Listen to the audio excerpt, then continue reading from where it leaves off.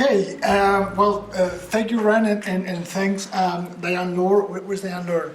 Yeah, I know you will get me into trouble, so at least now I know what type of trouble. So this image is an art piece.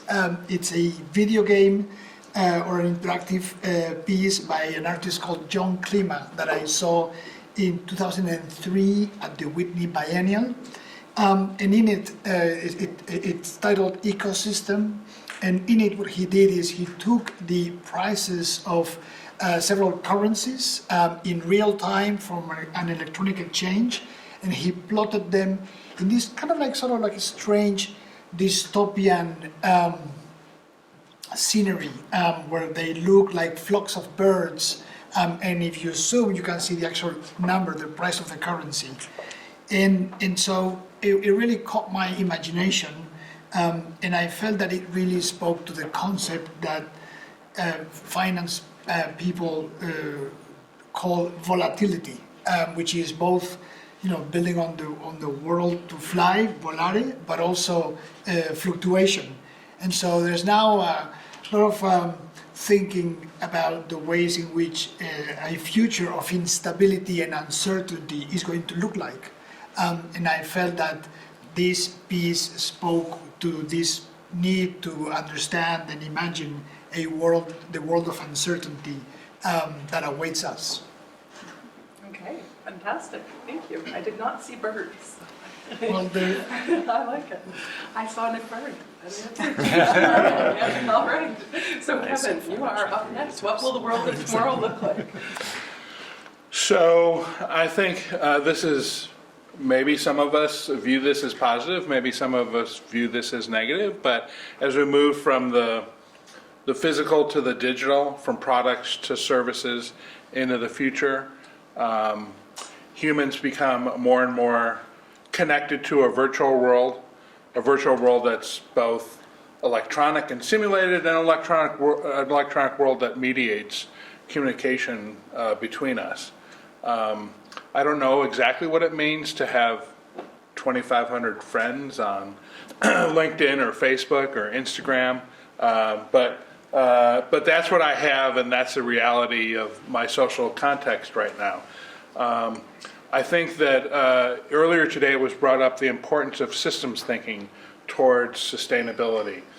And I think that one of the things I read that gives me hope about video games is that video games have been shown to, in fact, certain video games have been shown, in fact, to increase the ability for youngsters to think in systemic ways. And so while right now we see a lot of the negative aspects of being hyper-connected and the kind of uncontrolled nature of this digital world that our children can be exposed to, I think as we become more intelligent about this medium and how it will impact really the evolution of the human brain, I think that we will also develop positive aspects to this connection that will enable our populace to think more holistically about the issues in front of them. Thank you. Very optimistic ending. I thought I was going to need to go get the dream catcher. And Wendy with this lovely speech. I was thinking about climate change, and this is what Toronto is going to look like. We forgot the condo part. Yeah. So due to climate change, we know that weather patterns are going to change profoundly. We know that there's going to be less temperate zones. We know that there's going to be more deserts, desertification. We know that there'll be profound shifts in sort of what areas look like. This is really Miami, and we have no idea. Probably Miami will be underwater. But so I thought what the world of tomorrow will look like is, in some places it might look like the world of today, only relocated, but it's going to look profoundly different in many parts of the world. So. Thank you. Is that Toronto near? Okay. Klaus, you're going to do this one? Who actually recognizes this? This might be a generational thing. A few, yeah. So this is the cover of one of my, when I was young, which is a while ago. One of my favorites band, the Talking Heads. It's the cover of Once in a Lifetime, one of their greatest hits, and it's mostly known for the chorus line, which is "Same as it ever was." And the video and the song is about this man who's a preacher who sort of comes to realize that he has all those beautiful things around him, and he doesn't quite know how he got them, and he becomes increasingly confused and agitated.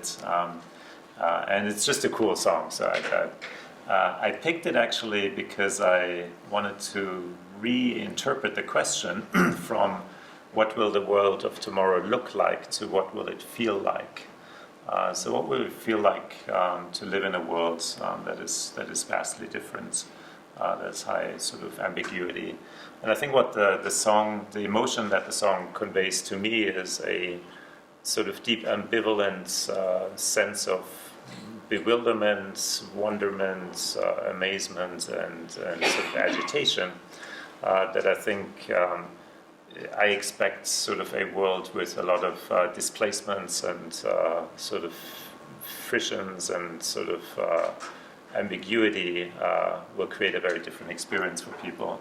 And so I was trying to get at that sort of more feeling experience of the world of tomorrow through that song. So if you haven't listened to it recently, go and do it.